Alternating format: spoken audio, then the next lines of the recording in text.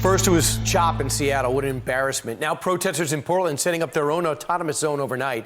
They are barricading streets and setting up tents in the park near the federal courthouse. This after weeks of riots in the city where the mayor slammed the notion of getting help from the federal government.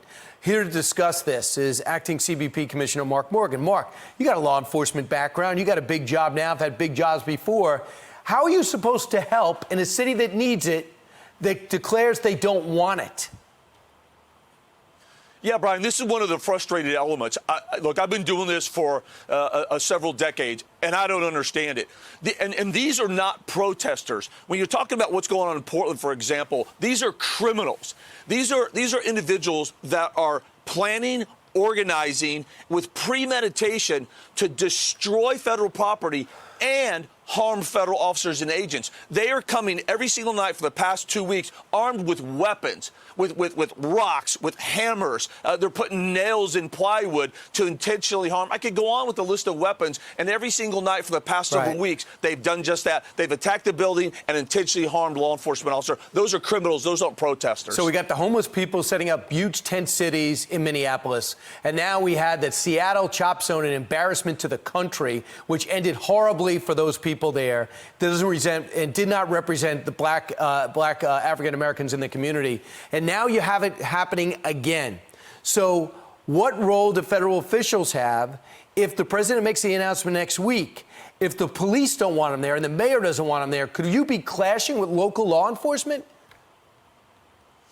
I don't think we're going to be clashing with local law enforcement. Look, local law enforcement, again, I've been doing this for a long time. They want to do their job. They want to protect the citizens they serve. What I see this president doing and this administration doing is actually supporting the men and women of law enforcement, both local, state, and federal. And that's what this is about. And look, I don't want to get ahead of the president's announcement, but look, the Department of Justice is going to be involved in this. DHS is involved in this. And we're really going to take a stand across the board. And we're going to do what needs to be done to protect the men and women of this country. All right, so Ted Wheeler, he's that terrible mayor in Portland, says this: I told the acting secretary that my biggest immediate concern is the violence federal officers brought to our street in recent days. Really?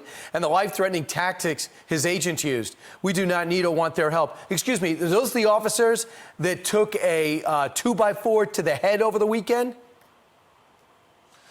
That's absolutely right, Brian.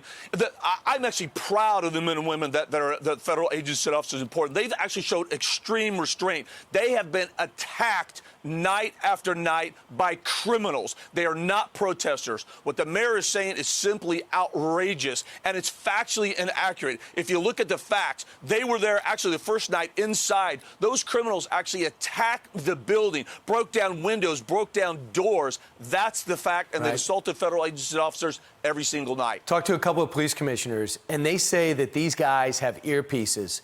They are coordinated. They know how to move. They have counter tactics to the police tactics. This is no emotional response to racial injustice in America. Final thought. Brian, you're absolutely right. And here's the thing. We should all be united. Every political leader, it doesn't matter what side, that this is not acceptable. This isn't the way. Look what happened in New York.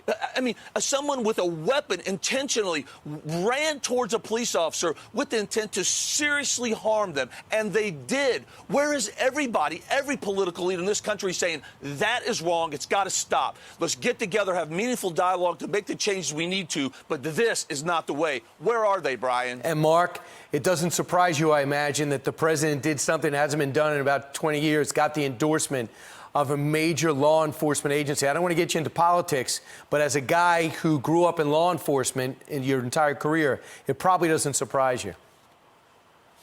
It doesn't, because this president is two important things. He stands for law and order to protect the American citizens of this country. And this is what I can say for a fact. He loves and respects and honors the men and women of law enforcement, the good men and women of law enforcement. And if you talk to the people in Secret Service and the NYPD in New York, they say the same thing when he was a civilian. Mark Morgan, thanks so much. All right, and hope we get a plan to bring some order to the city.